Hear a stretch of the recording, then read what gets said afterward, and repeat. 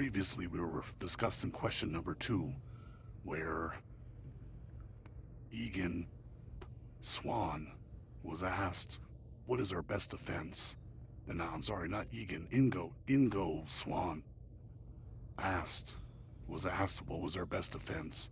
This man was in a trance-like state, and he spoke the beta influenza virus, which is the flu, the variant B of the flu, of influenza, which is probably the most deadly among people, pork, pigs, seals, and a couple of other mammals. Oh. And then he gave the coordinates to the dwarf planet Pluto, which is right outside of the Cooper Belt debris system.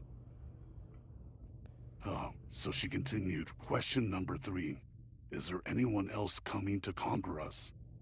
He answered yes, and began to explain his response.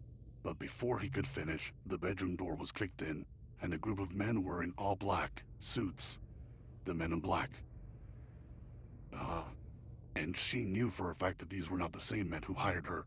They grabbed the dictaphone out of her hand, they threw her on the ground, and just when they were about to restrain her, pulsating surges coming out of Ingo Swan's body began to emanate, and it started knocking the men down. She was already laying on the ground, Mary, her prostitute, so she was unaffected. She got up, she ran, she jumped in her car and drove away. Never spoke of it to anyone. Eventually, she sobered up. She got married, had a kid, and became a dental assistant in a small town, undisclosed. She would tell her daughter these bedtime stories about, you know, the aliens coming to attack us, the hiding in the dwarf planet, hiding in the Kuiper Belt, and the daughter kind of ran with these stories online, began making her own conclusions, and this started to gain attention. This was in the early 2000, 2004, 2005, where she started to write a blog, and it started to get popularity. She noticed that she was being followed by men wearing suits, and she told her mom about it. Her mom kind of brushed it off, maybe said, you know, don't give it too much attention. It seems like it's paranoia. And the next day, her daughter, the prostitute's daughter, was killed in a home invasion. The prostitute, Mary, fell. Something sinister happened there. The investigation was over quick.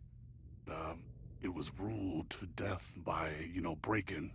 No one was ever caught. Nothing was stolen. And, that was it. She received $100,000 from her life insurance, a policy that she never took out for her daughter. And she felt like it was hush money, or like a warning. Hey, this could be you.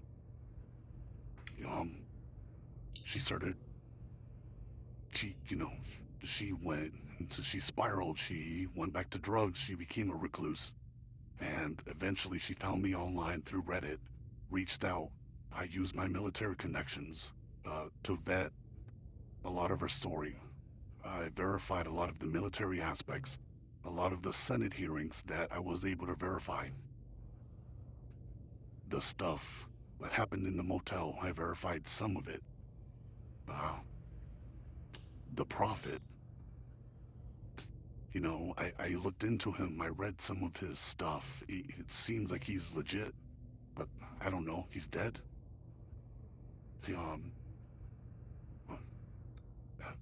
I corroborated her as much as I could. I wasn't able to find any information about her daughter's death, other than a life insurance policy that I was able to trace back to uh,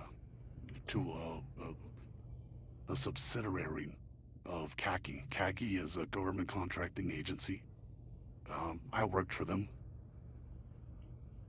and that was it. That was all I was able to verify. Um, the daughter was was in junior college. She worked part-time at a store. She had a little blog. That was it. Uh, it's sad. If anyone else has anything they need to talk about, reach out, write to me, post me. We can discuss it. Uh, I'm new to this.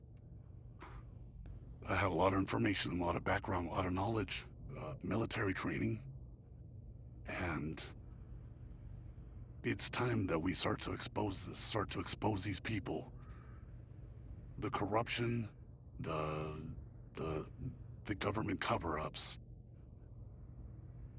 These people need to be held responsible, and not 50 years after they died. Now, we can do this.